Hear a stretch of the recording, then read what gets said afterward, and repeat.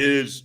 It is Donno Daily here on a Monday on the 5 Reasons Sports Network, 5R YouTube, 5R Live. We are streaming live.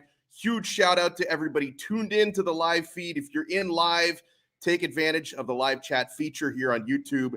Make sure you smash that like button here on the feed. And you can smash the like button whether you're watching us live or you're watching a replay later on here today.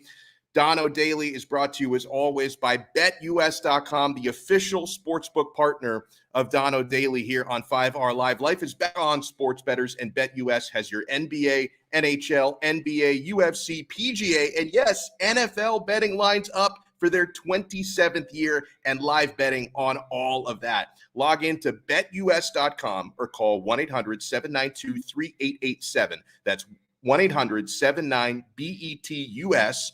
BetUS.com. And by the way, if you sign up with our code word, of course, Donno's got your hookup. When you make your deposit, use the code word 5RSN125. That's 5RSN125, and you receive a 125% sign-up bonus with our code. You've got customer service pros ready to get your phone, social, and online sports betting kickoff started right now. Play with the proven mainstay in the industry, BetUS. You bet, you win, you get paid. BetUS.com.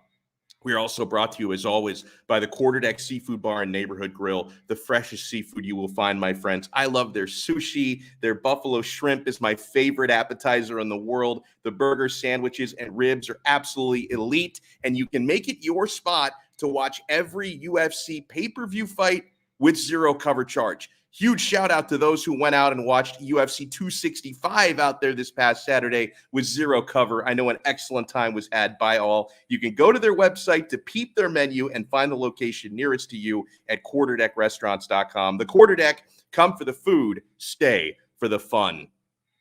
Now, fair warning to all, we're going to have a lot of fun on today's show. I feel like as a South Florida sports fan, I've taken a lot of W's over the past couple of days, and as Marquise de Miami points out on the comments, Inter Miami are no longer in the cellar.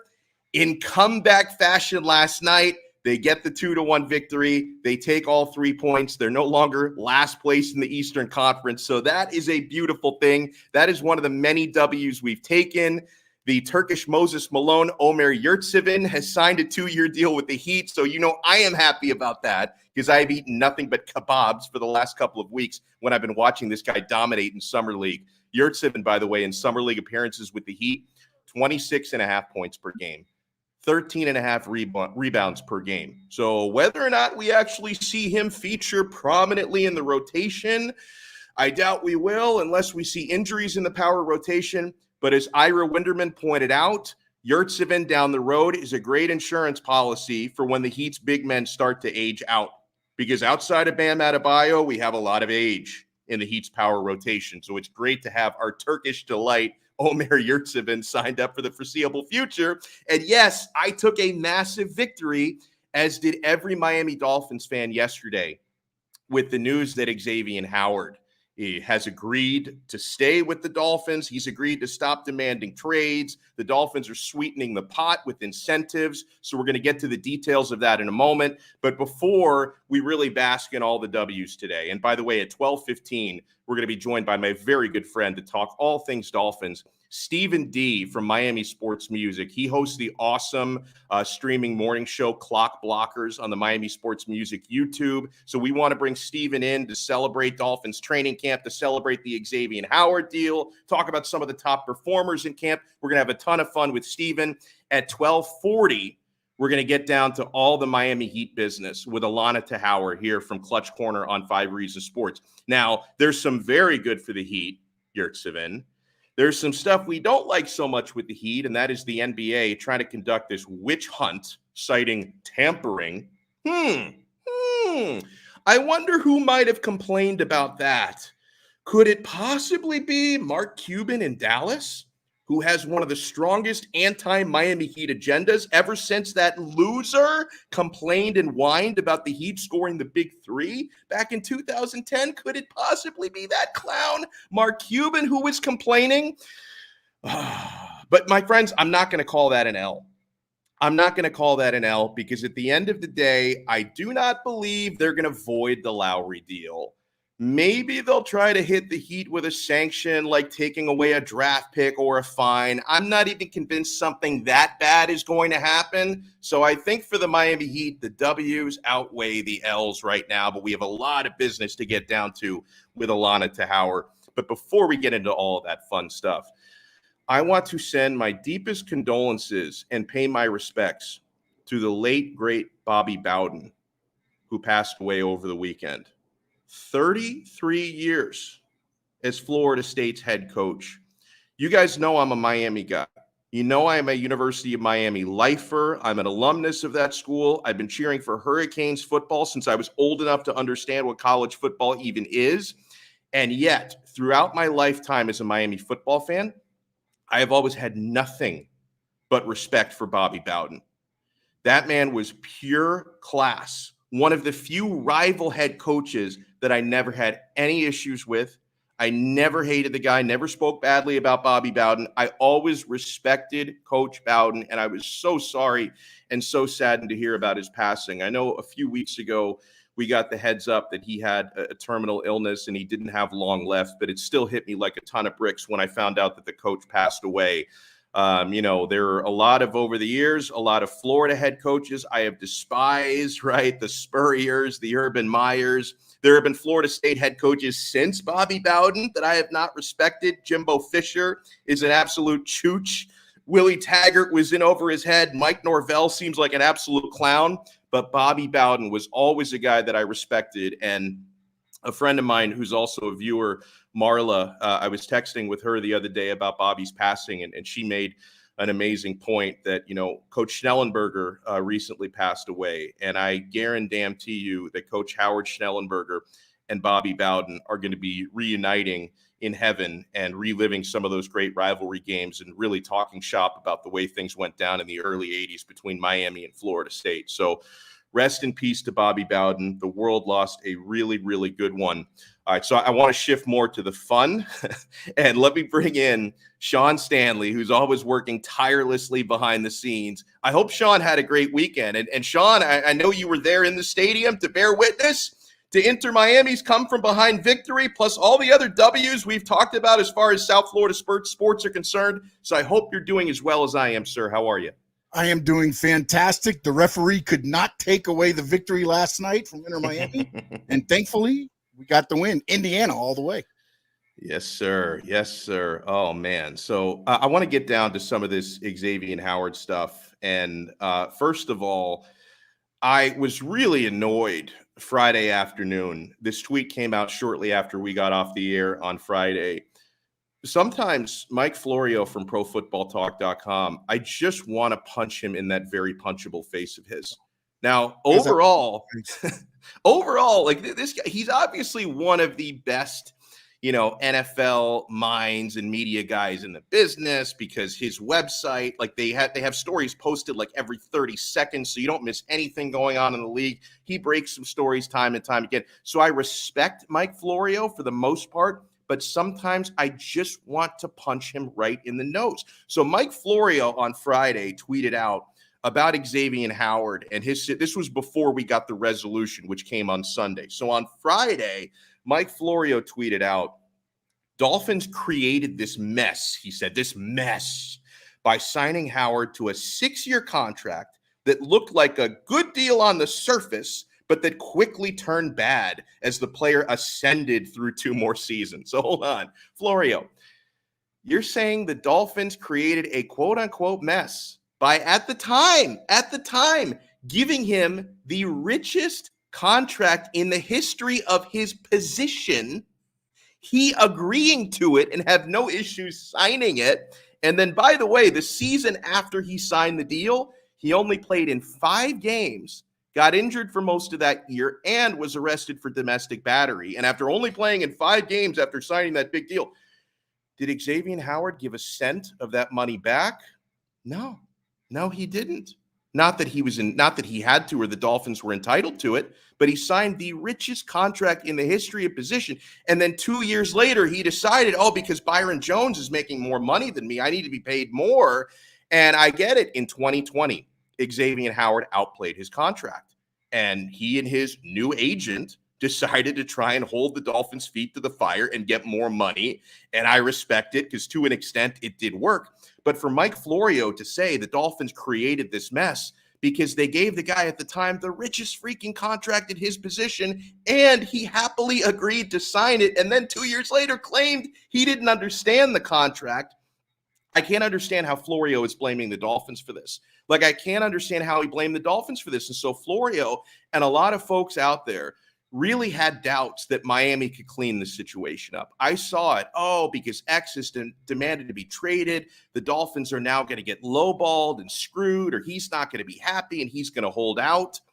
By the way, to Xavien's credit, he didn't technically hold out. It was more of a sit-in than a holdout. Now, he did miss several practices due to what was described as a minor ankle injury, which I'm assuming that minor ankle had probably more to do with sorting out the contract situation than it did with him actually having an injury that didn't allow him to play. But I got to tell you, man, big kudos to Brian Flores. Now, I know in these cases, you tend to give a lot more credit to the general manager and the front office than you do to the head coach because, you know, Flores is not Belichick, where Belichick is the guy essentially working the deals in New England. But I give a lot of credit to Flores because it's very apparent that the communication between head coach and player was absolutely paramount in this case, that Flores was in constant communication with X. And even though it's not necessarily Flo's job to be throwing out numbers and dollar figures, Flores was essentially serving as the liaison between the front office and Xavien Howard because day to day at practice, Flores has a lot more access to that player than the front office members do. So I think he was the one who really helped cooler heads prevail in this situation. And then as far as the front office, guys, I look at the terms and the quote unquote concessions that the Dolphins made to get Xavien Howard and his agent happy again. And all of this stuff seems completely reasonable to me. I think this is a W for both sides. Like, very rarely do you see a player successfully get terms of his deal renegotiated with 4 seasons left. In fact, I don't think this has ever happened before. I think this is unprecedented to change the terms of a deal with 4 seasons left in it. And yet, I look at what the Dolphins gave up. I don't think it's too much, and I don't think it's unreasonable. So much of it is incentive-based. And then I look at what Xavien Howard got, and I say, you know what? Very rare situation where this looks like a W on both sides, that both sides get to be made happy without giving up too much. So Ian Rappaport was all over the details of what the Dolphins are giving to Xavien Howard to make this situation whole again. He tweets out, what did Xavien Howard get? $1 million Pro Bowl incentive. So he makes the Pro Bowl again. He gets 7 figures for that. $3.5 million in additional incentives, rescinding all minicamp fines. Remember, they fined him for missing minicamps. So you wipe the slate clean on that. He doesn't have to pay for that. The max he can make for this coming season, 2021, is $16,285,294. So we don't need to hold any bake sales for the guy. He'll be able to feed his family. He's going to be okay. Then Ian Rappaport continues. For 2022, X gets $500K in per game roster bonuses and $100K in workout bonuses moved to base salary and guaranteed. So those bonuses get fully guaranteed for him the following year. The full amount for 2022 of $12,975K is injury guaranteed with conversion to fully guaranteed the first day of the league year. More for Xavien Howard, he writes. Now $6.775 million of his 2022 salary is fully guaranteed at signing. Plus, he got assurances they will renegotiate a new deal in late February or early March in line with the market based on health and 2021 performance. So I think that's the one part of it, that last part. The idea of renegotiating it next year is the one thing where it's like, okay, you know, I hope we don't have to do the same song and dance again, right? That I hope a year from now we don't have to go back to the table, you know. But as for right now, all of this is reasonable. Xavien Howard deserves to make more money based on performance from last year. And I don't think the Dolphins gave up too much because so much of this is incentive-based. So I really like it. All right, we're going to go out to the guest line for the first time today and bring in a very good friend of mine. And this guy, he is a human content machine. and he loves him some Miami Dolphins. And that's why I love me some Stephen D from Miami Sports Music. He hosts a great morning show, Clock Blockers. Of course, Steve is always representing the Dolphins. I've got to represent Bitcoin today because we're in a little bit of a pump today. Oh, the X-Man shirt. Dude, that is some merch right Come there. on, man. Thank you for having me on, man. I'm super excited to be here.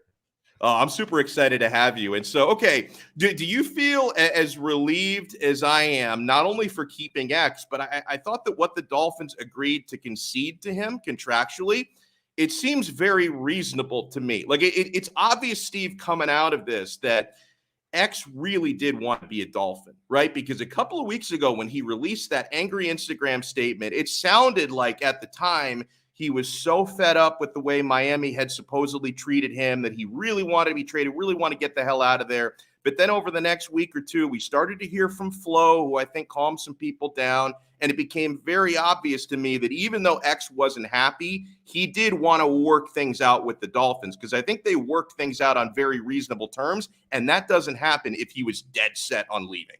Look, your mother and father's Miami Dolphins, they're gone. This is a whole new regime. This is a whole new way to look at things.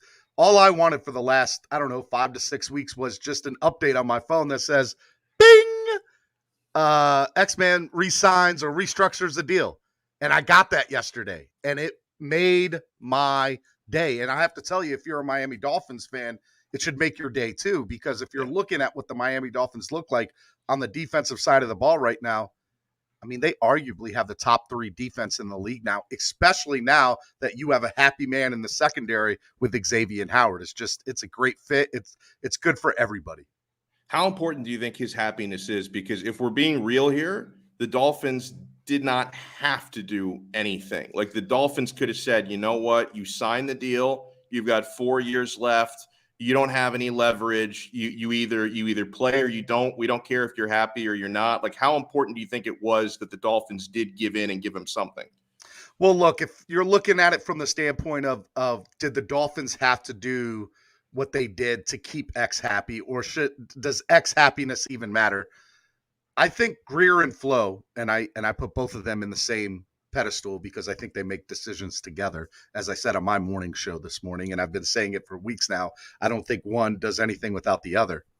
I would say that if you're looking at X's situation, they analyzed every possible outcome from trades to letting him sit on the bench and rot, as fans have been putting it, to, hey, let's just pay him what. I think they looked at every scenario. And I think the Dolphins made the best move for the Miami Dolphins. And this is, let's keep a player who's at the prime of his career happy, who makes our secondary that much better. And in theory, you really didn't have to give up too much because they're incentive-laden deals, which if you look at it, if he performs, we win. Right. And so you can't go wrong with how they went about doing it. Now, to answer your question a little bit ago before you brought me on, because I was listening, do the Miami Dolphins have to play the same song and dance next year? I don't know. But the reality of it is he's got guaranteed money this year. He's got guaranteed money next year. And as long as he performs, he's going to get paid what he's worth. Stephen, based on everything happening at camp so far, something I'm curious as to your take on. Which Dolphins newcomer do you think is going to have the biggest impact this year? And it could be a guy that they just drafted, like Jalen Waddle or Jalen Phillips. It could be a veteran like Benardrick McKinney who's come in, or Will Fuller at wide receiver. Which of these newcomers, whether it be a drafted guy or a free agent guy or a guy they traded for, do you think is really going to put himself on the map in 2021? And we're going to say, wow, that was the key addition.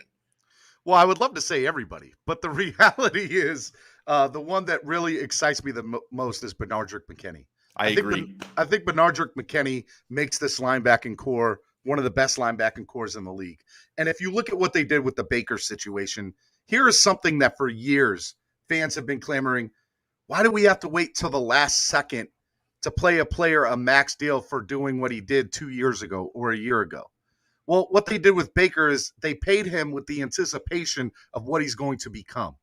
And so now I believe that Baker, along with McKinney and Van Ginkel and all the rest of that linebacking core, that's going to be a scary linebacking core. All you heard on Twitter the first week of training camp was Bernardrick McKinney with the tackle, McKinney with the tackle, McKinney with the assisted tackle, McKinney. I want to hear that on game day. Yeah. So if that happens, I mean, the last person that I remember making that big of an impact from a linebacking core, I mean, Zach Thomas, who should be in the Hall of Fame. Should be. Who Jimmy Johnson said he should be in the Hall of Fame this weekend. But I think Bernardrick McKinney's going to have the biggest impact on this team that is a newcomer to the team. We're joined here by Stephen D. from Miami Sports Music. Love talking Miami Dolphins with this guy. Hey, around a week ago, Stephen, or sometime last week, I was a guest on your morning show, and we were having a discussion with TD and with some of your listeners about the way the media was covering Tua Tagovailoa. Because some people wondering, hey, like historically, this guy has been covered from an incredibly negative standpoint, and yet for the last couple of weeks, for the first couple of weeks of training camp, he's been covered very positively, okay? And some people are wondering if it's even over the top to the positive, the way that Tua is being Dolphin covered. fans don't know what they want. Yeah, right. And I wanted your take on that, Steve, because it's got to be like, to me, okay, if people are going to accentuate the negatives, then yeah, some people also accentuate the positives. I am overall very positive on Tua, but I was positive on Tua even when he was struggling last year. I said the same thing. You and I have very similar ways of thinking because we're great guys. What can I say? Of course. But aside from that, I have always been big on Tua. I wanted them to draft him. I understood what it was going to be last year. I understood that Chan Gailey's offense was designed for Fitzpatrick. I got all that. And I understood in the areas where Tua struggled, he wasn't going to struggle in an offense that was designed for him. So now he has a playbook that's designed for him, right? And you're looking at this team. You got to remember, Miami Dolphin fans have PTSD to the maximum degree, okay? And so the other reality is Dan Marino's the greatest quarterback in our franchise's history, and even he didn't win a Super Bowl. Right. So what does a good quarterback look like? We can see from afar and go, hey, Patrick Mahomes is great. Hey, Jimmy Garoppolo for the year was great, or whoever. But we don't know what a good quarterback looks like on a consistent year-in, year-out basis. Fans are pissed off that Tannehill's succeeding in Tennessee. But the reality is he's succeeding in Tennessee because of Derrick Henry. And so when you're looking at all that and you're seeing what's going on, you have to understand that the Miami Dolphins are doing exactly what they need to do to put Tagovailoa in the best position to succeed. And that is have an offensive playbook that's designed for him, have players put around him that understand him and contribute and want to see him to succeed. And so all I want to hear from that standpoint is Tua with the touchdown, Tua with another touchdown pass. And I think we're going to hear a lot of that this year. By the way, I see Hold My Scotch bringing up Tommy Brady as an example in the live chat. And listen, Brady, I hope Tua can do it for like the next 22 years the way Tom that would make me so happy. That would be it'd be great to run a morning show for that long with nothing about positiveness of Tua. Yeah, wouldn't it be nice? That would be I real apologize, nice. by the way, if there's any noise in the background. I'm actually at a hotel in Bonita Springs, Florida, out on the patio, and it's right next to a golf course. So we have a combination of golfers coming through the fairway, sometimes cursing when they hit crappy shots. And then I've also got, like, I don't know what this person's doing. Like, someone's, like, blow-drying the fairway, like, going back and forth. Tell him that you're running a show and you need to be quiet for at least the next 40 minutes. I know, right? I need some quiet for the next 40 minutes, man. How dare they? So, hey, Steven, the over-under for the Miami Dolphins this season, which seems like a really good number. Vegas is really good at this stuff. But the over-under for wins this year is 9.5. Well, now, and I was wondering about that because one of my gambling guys that I talked to yesterday, he thinks it goes just under at 9. I would lean to just over. I mean, I know the first part of the schedule is really tough, so it's a bit of a baptism by fire. It eases up after that. I do think Tua is going to be considerably better in 2021 than he was in 2020, where he still voted to go 6-3 as a starter the first season. And I still think overall as a quarterback, he's going to be considerably better. And let's not forget, there's an extra game on the calendar this year. So I think they can win 10 out of 17 this year after winning 10 out of 16 last year. I have said on my show and on my platform at Miami Sports Music on Clock Blockers, #1 morning show, go check it out on Miami Sports Music Podcast Network on YouTube. If you haven't done so already, every weekday morning at 8:30. Shameless plug. Shameless plug. Yes, hit that like button if you're watching right now. I said 13 wins. I think this team is capable of 13 wins. And here's why. Let me tell you why, Alex. Number one, there are easily 10 wide receivers on this roster that will be on an NFL roster this year. Easy.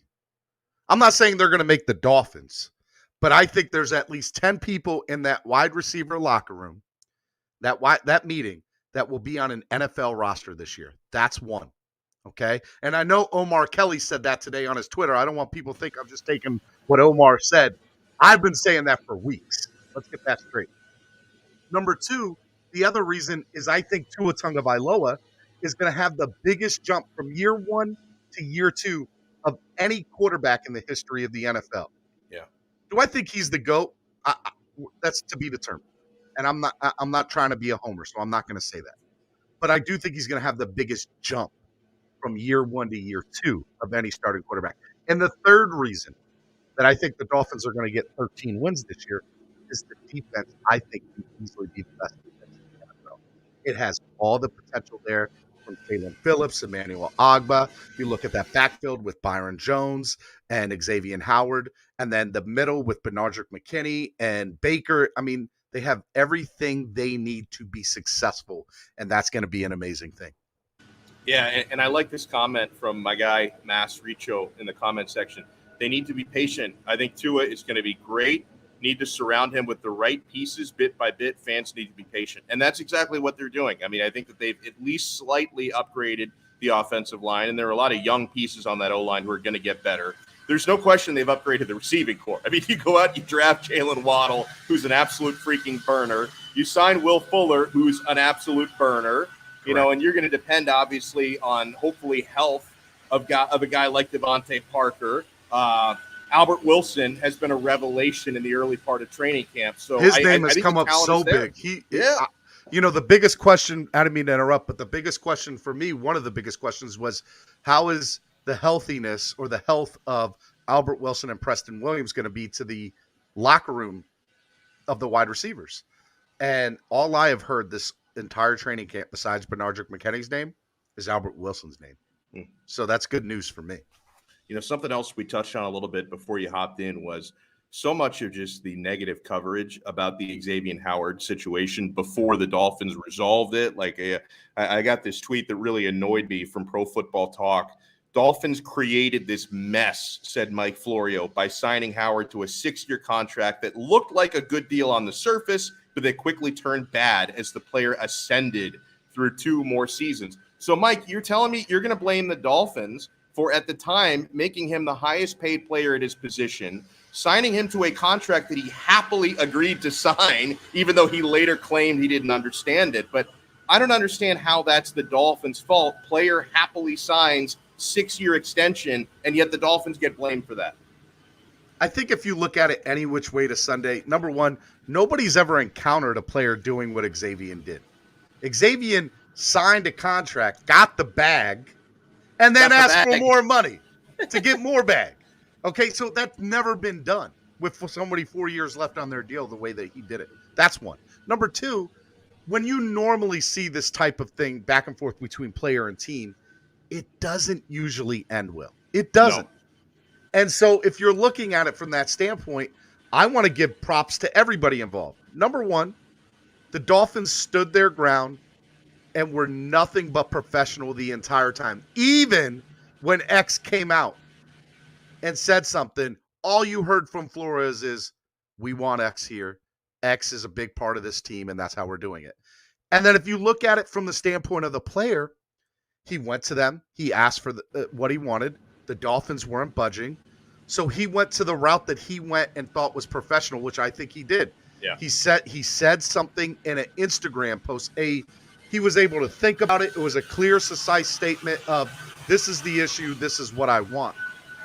And the Dolphins aren't giving it to me. So then it goes back into the Dolphins' court, which again is why I said a little bit ago, you look at Greer, you look at Flores, they thought of every single scenario, every possible outcome of this. And this was the best outcome because I believe Xavien Howard showed up to training camp. Yeah. He was in the team meetings. If you saw him during this whole ordeal, he was interacting with Byron Jones and all the players. And all the players in there were like, we love Howard. Howard's a big part of this team. We want him here. He's going to help us win. You never heard anything negative from any of the sides except when Howard said, I feel disrespected. And that's his prerogative. That's his perspective. And the deal got done. And the Dolphins didn't have to give up anything, in my opinion. Thank you. And that's why I think this resolution is such a W. The Dolphins were walking a very delicate line. Okay. One thing that people were very quick to point out is, which is only one side of the story, hey, if you cave in and you renegotiate the deal, then you're appearing weak and you're setting a terrible precedent that you can be bullied into giving guys new contracts. But people talk about that precedent. But then, Steven, I think there's another precedent that fans don't talk a whole lot about is, do prospective free agents view the Miami Dolphins as a team that's going to do right by their players? Because that's also important, especially, when you're in a team like Miami that automatically is an attractive free agent destination because everyone wants to play and live in Miami. Hell, I mean, a lot of guys who don't play in Miami still choose to live in Miami. They keep their off-season houses and stuff, but people still want to move full-time and play in Miami. I think it's also very important, and I had to bring this up with the Dolphins because Heat fans bring this up all the time, and rightfully so, because Pat Riley goes out of his way to try and really take care of his veterans. I mean, look at the key to the city he's given to Udonis Haslem. That guy can be on the roster till he's 55, 65 years old if he wants to. Riley loves setting this precedent of, we want every player in the league to know the Miami Heat organization will take care of you. Have they been perfect with that? No. You can give them some blame. Right. You can give them some blame for the fallout with Dwayne Wade when he originally left for Chicago. So I'm not saying the Heat, but they made that right. They did make it right. So Riley always goes out of his way to let players around the league know this team will take care of you. This franchise will take care of you. So that's something the Dolphins have to think about as well, right? And I think that the reason why the resolution with X was pretty much perfect is, as we've talked about, they didn't completely tear up and throw out the deal, right? So it wasn't like a complete cave. They gave him bonuses, mostly incentive-based, which made him happy.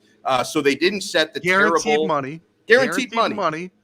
which pretty much as long as you're playing and healthy, you're going to get. Exactly. So I thought that the Dolphins did right by X without going crazy. And, the whole precedent thing, I think that argument is, as we've talked about before, and you actually convinced me of this a couple of months ago, the whole precedent thing can get a little bit blown out of proportion when you're talking about a guy who's the best player on the team, arguably, and arguably one of the best at his position. Best player at your position. Said what I said on my platform as well as yours. If I'm a player and I want to renegotiate a newly signed deal within the last year or two, and I walk into my GM's office and I say, I want to redo my contract. I deserve more money. Right. This is the very next question that should come out of the GM's mouth. Are you the best player at your position in the league? And if that player can't confidently say yes, he needs to do a 180 and get the hell out of that locker room, because there's no other way to look at it than that. Yeah. Now, I understand Jalen Ramsey's the argument in this situation with X, but the argument can be made that X is the best. And that's the point of this conversation. And so when it comes to precedent, I don't think that the Dolphins set precedent. I don't think they hurt the NFL. I don't think they hurt them in future negotiations. Fans on my morning show were like, well, what happens when Jerome Baker has a great year this year and he comes back to the Dolphins and says, I want more money?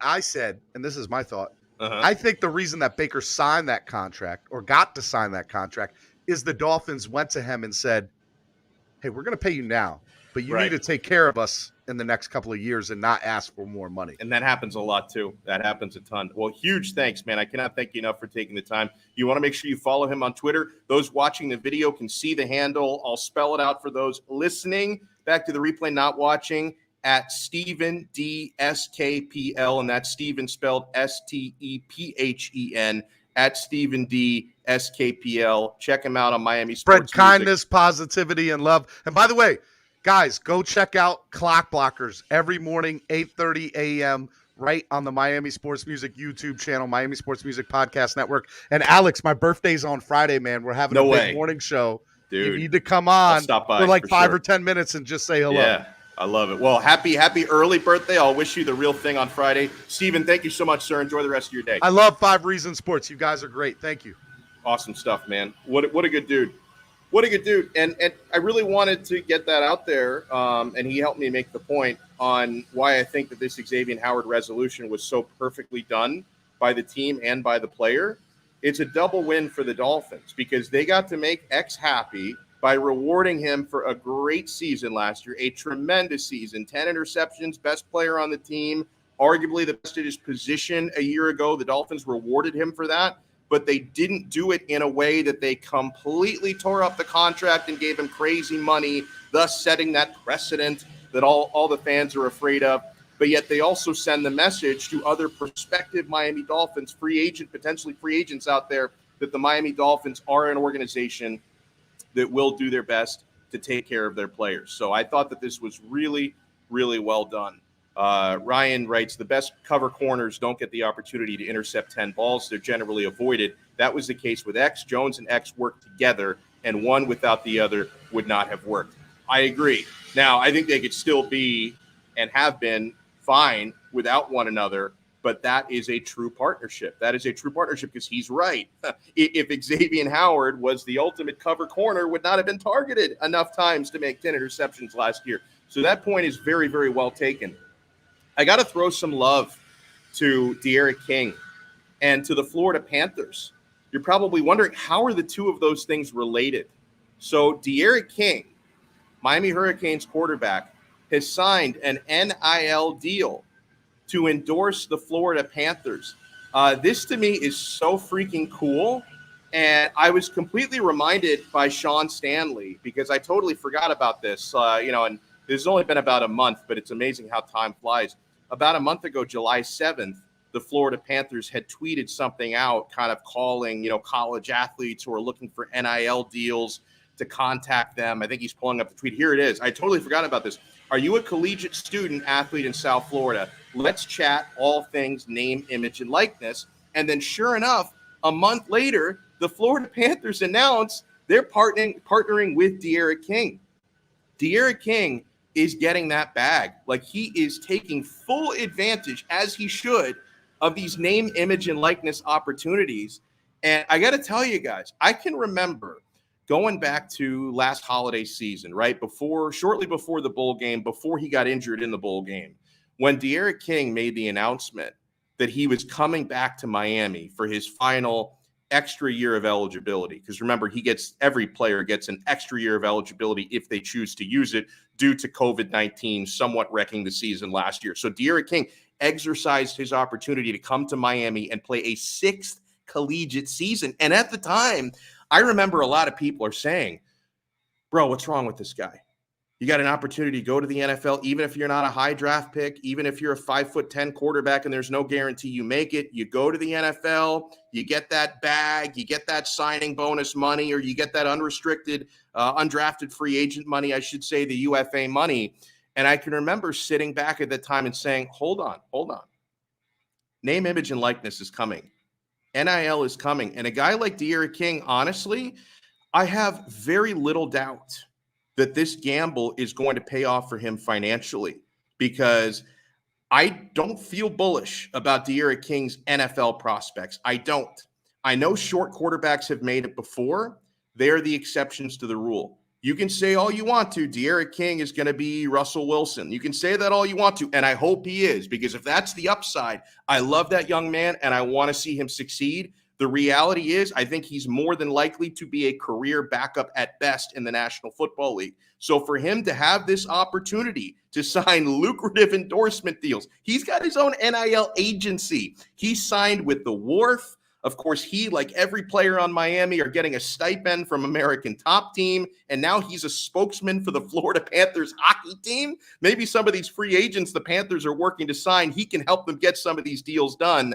Honestly, I think De'Aaron King is doing better marketing-wise, and I don't have the terms to all these deals he's signing, but he might even be doing better financially than he would have as a fringe rookie in the NFL this season. So the gamble for him absolutely paid off.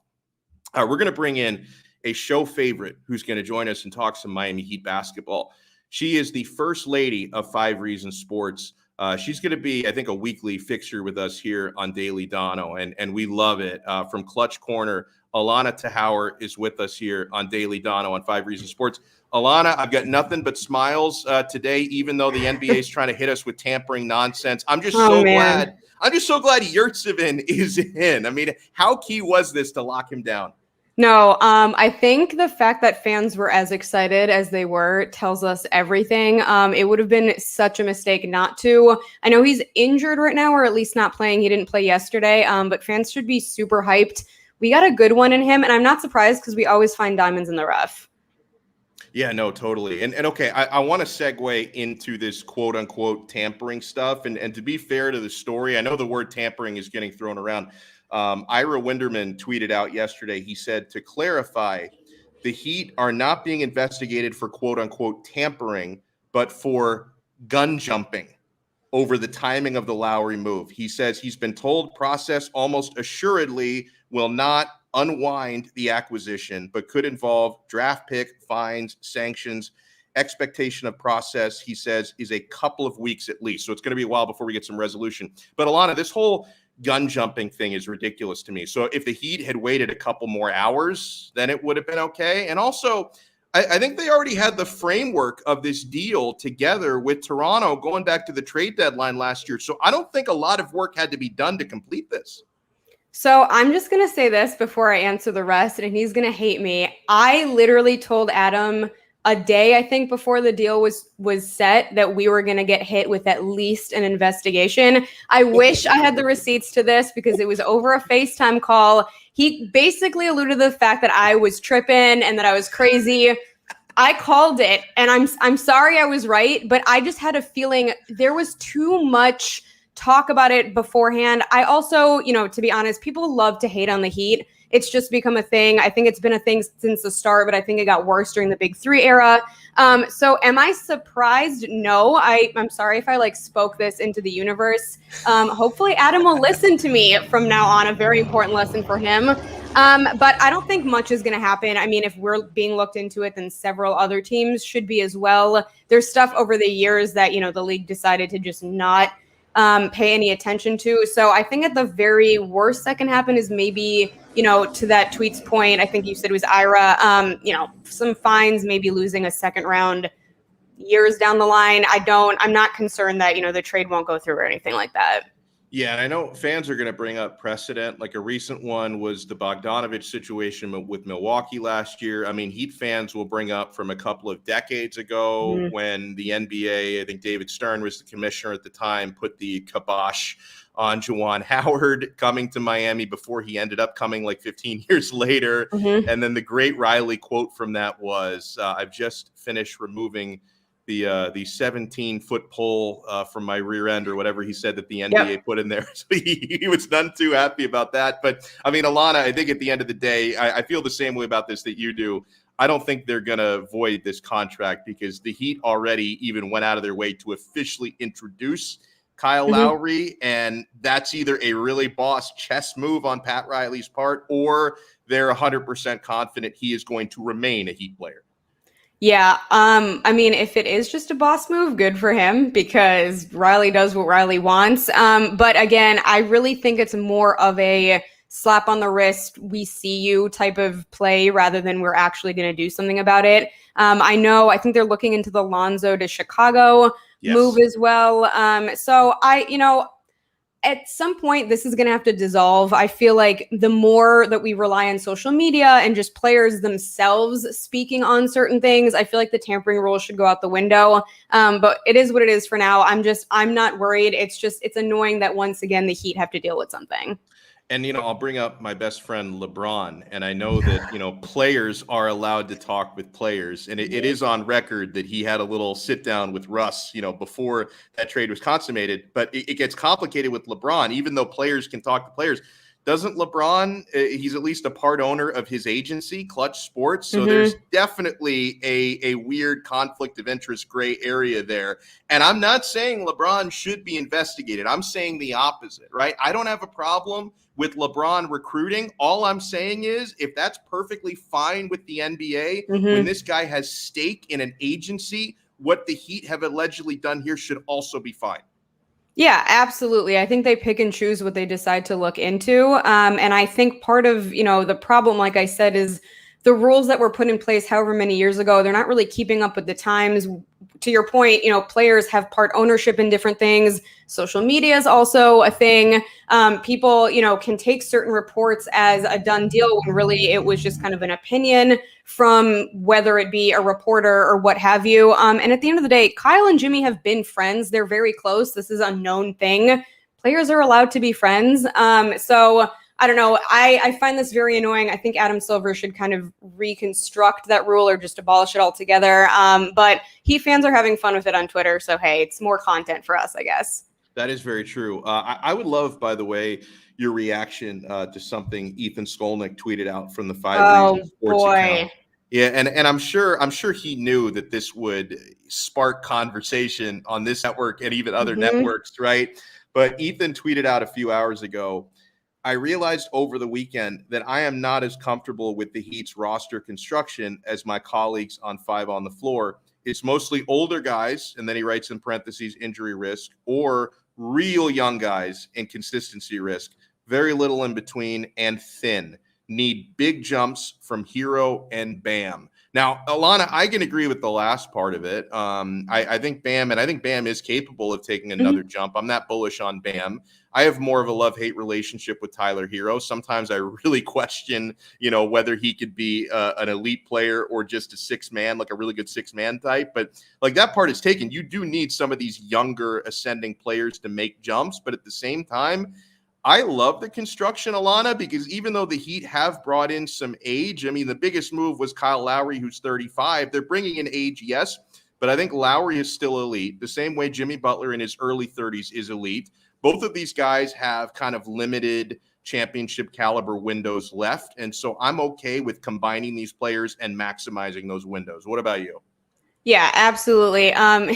He actually, before tweeting that, kind of started talking in our, private Twitter thread for the Heat side of things. And I literally was like, this is not the negativity I need on a Monday morning, Ethan. I definitely don't agree with him. I'm super excited on this roster. I think there are going to be voids. I think it's going to take time for chemistry to build. You can't overlook the age. It exists. It's something to be aware of. But at the same time, I think fans have a lot to be excited about. I think obviously defensively, we're going to be a powerhouse. I think we have gritty, tough guys, which very much goes hand in hand with the Heat's identity. He's definitely right about Bam and Tyler, but I think that would have been the case regardless of who we brought on. So I actually quote tweeted him right before jumping on here, basically saying that the rest of the network's opinions do not need to go hand in hand with Boss Man's, because a lot of us don't agree with him. So, I don't know if Ethan just woke up and had this come to moment this morning. But no, I definitely don't agree. And hopefully he's wrong. Now, listen, as far as injury risks go, I would, of course, throw out the name Victor Oladipo. And, the last time that you and I spoke was before the Heat made that deal to keep him. By the way, this helicopter keeps circling me. I feel like Ray Liotta. We're coming to get you today. Yeah, no, I feel like Ray Liotta in that scene in Goodfellas where he's all on the cocaine, which I'm not, by the way. I want to make that clear. But he's all paranoid on the cocaine, and he's like, bro, I swear that the feds are there's this helicopter that keeps turning up. And then he's thinking, oh, it's probably nothing. And then it turns out, no, the feds were in fact watching. Yeah, I am Donno Escobar right now. Maybe they're coming after Ethan's take because it was so bad. I don't know. They're using you as a conduit for it. So I hope this chopper finds whoever that they're looking for, man. But let me bring it back to Oladipo. Now, I took a massive L when Riley re-signed him. And I say I took an L because Riley was right. I mean, at the price that they got him, which is a minimum prove-it deal, there is virtually zero risk in bringing Oladipo back for another year audition. Now, obviously, that is a player that carries injury risk and may not even be healthy enough to play until midway through the year. But, Allana, was that the right move by the Heat? Because even though I criticized it beforehand, I see no downside after they actually got it done. Yeah, I don't either, as much as I hate to say it, because Michael and I fight about this almost daily, both on and offline. And I would love to keep opposing him. But no, it was absolutely the right call to do it at such a low cost. You basically, it's low risk and potentially high reward. I don't think there's any secret about the fact that the earliest I think they said he'd return is probably January, and it might be a little bit later than that. But for that price and for the fact that while he's injury prone, he is a good guy. He wants to be there. His work ethic is there. So it's really a matter of just, I think, getting his conditioning right, getting, the right set of doctors and the right team around him.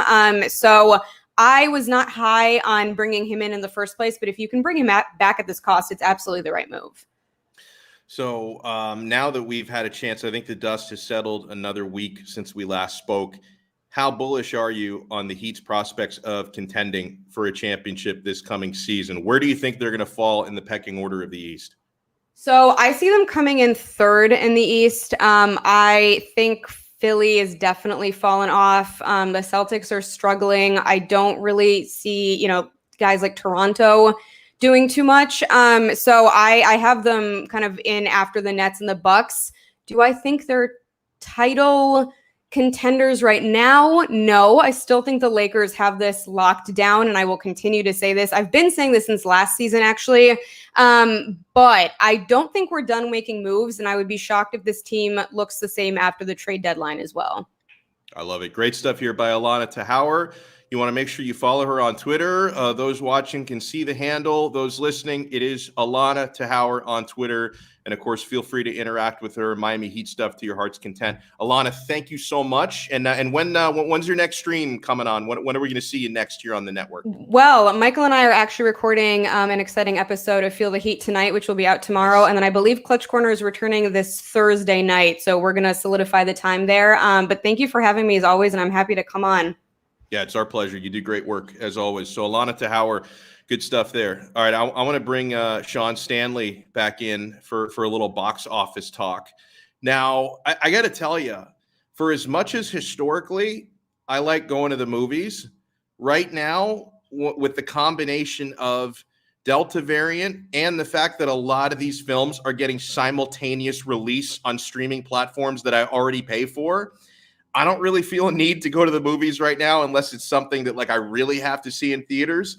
But in the box office this past weekend, Sean, a W for The Suicide Squad, which earned $26.5 million the opening weekend. They were actually disappointed with that number. They were thinking over 30, but the movie's got an R rating, so they scare away some parents or whatever. I mean, my kid's not really old enough to see anything outside of a cartoon.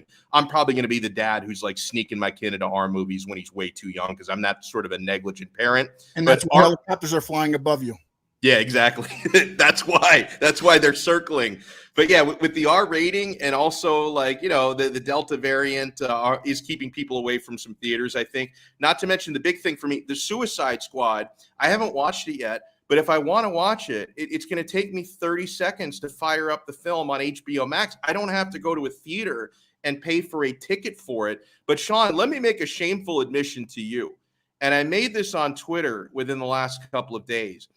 I honestly thought until I had a conversation with my wife about this film, because she keeps up with more of this stuff than I do. I'm usually just following crypto prices and Inter Milan news and South Florida sports stuff. I don't follow entertainment nearly as closely as my wife does. Until she set me straight, I honestly thought The Suicide Squad was just a re-edit of Suicide Squad. I thought they did the Snyder Cut thing. I really thought this is the same exact movie, just different editing, and they're trying to just milk us for money the way that Zack Snyder did with the Justice League re-edit. That's really what I thought it was. She had to explain to me it's a new movie. So let me ask you, if this is a completely new freaking movie, why is it not Suicide Squad 2? Why is it The Suicide? I was very confused by this. Well, The Suicide Squad would be different than Suicide Squad, right? I mean, I guess, but I mean, you know what? You know what else drives me wild? Whenever like John Cena's in there, buddy. John Cena's in it. Yeah, I didn't realize he was in it until because I thought maybe they like photoshopped him into it after the fact. I didn't know he went how to he the got in premiere there. dressed in full getup. I mean, he was out there walking around, and I don't know why. I forgot what the name of his character is, but well, have you watched it yet? That's WWE. Did you watch the movie? No, I have not. But I'm going to stream it on HBO, at least for the 30 days that it's on there, I guess. HBO Max, I think it's got it for 30 days.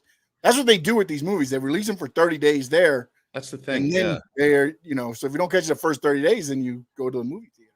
It's like, why am I even going to go to the theater when I can just and like a lot of people, I don't know if you did the same thing. A lot of people did this. One of the things that I did like during the dog days of the pandemic when we weren't going anywhere was, the few dollars that I had to slap together, I upgraded my TV. Like I've got a 70-inch 4K. I actually would have gone bigger than 70-inch, but my wife just thought it wouldn't look good in the living room, and she wears the pants in the marriage, so I could only 70-inch was the biggest she would let me go. But yeah, I've got a brand spanking new 70-inch 4K Samsung TV in the living room. I can understand 15 years ago when our TVs were like 20 inches and there was no high definition and no 4K. Hell yeah, well, let me go to the movie theater. Now you go to the movie theater, it's barely bigger than the TV you have at home. If you want the 3D glasses, that's like an extra $5. You want to buy some candy, it's like $15 for a box of Raisinets. Like, it's insane, dude. I can buy almost some as much candy as a trip at to Disney CVS. nowadays. It's like a trip to Disney. Yeah, it is. It basically is. I love how Stephen D talking trash in the chat. What pants, Donno? But hey, you know what? My wife wears the pants in the marriage. I am wearing the skirt, I think is what I'm wearing in the marriage, man. It's Oh boy. Donno. Donno. This is daily stuff, getting to know about you there. Not wearing the pants in the family, huh? Yeah, absolutely. Is that on everything or just like on that's just certain issues, right? Parenting issues, financial issues, Right. All the main issues she wears. Home decoration issues. I think I only have dominion over the devices that I have password protected. Okay. It's something. I have dominion Maybe a glimmer of hope. I have dominion over my phone and over my iPad. Everything else. Oh my goodness. Everything else I do not have dominion of. That might be her flying the copper to make you see what you're doing. Probably is. Oh, man. And by the way, Sean, as I've had throughout the show today, helicopters circling, angry golfers on the fairway. Like, how much of this has been picked up audio-wise? Like, when the choppers were circling, were you worried about my safety? Yeah, I was, because I could see the copter actually fly through the area there right behind you. I could see the cop. It looked like it was kind of coming at you. I was going to tell you to duck, but I didn't want to interrupt the interview with Stephen D. It got really close at one point. So huge thanks again to everyone who took part today. Of course, Sean Stanley there, who you see, Manny Chang doing a tremendous amount of work behind the scenes and always kicking ass and taking names. Allana Tachaur for talking some Miami Heat basketball with us. Stephen D from Miami Sports Music for talking all things Dolphins with us. So, guys, if you missed any part of the show today, there's two ways you can consume it again, okay? Hey, if you want to watch it again or listen again, power to you. If you missed any part of it, you want to catch up, you can get our podcast feed.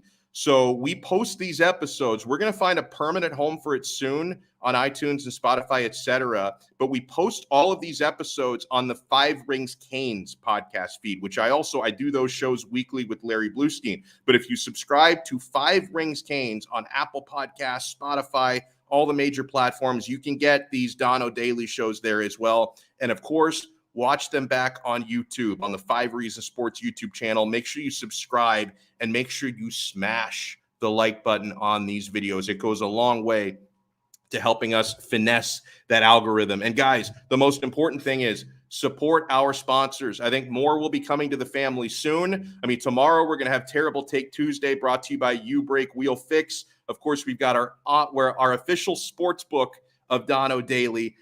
We have betus.com. And guys, I cleaned up with my free play money over the weekend. I had a really good card betting UFC 265.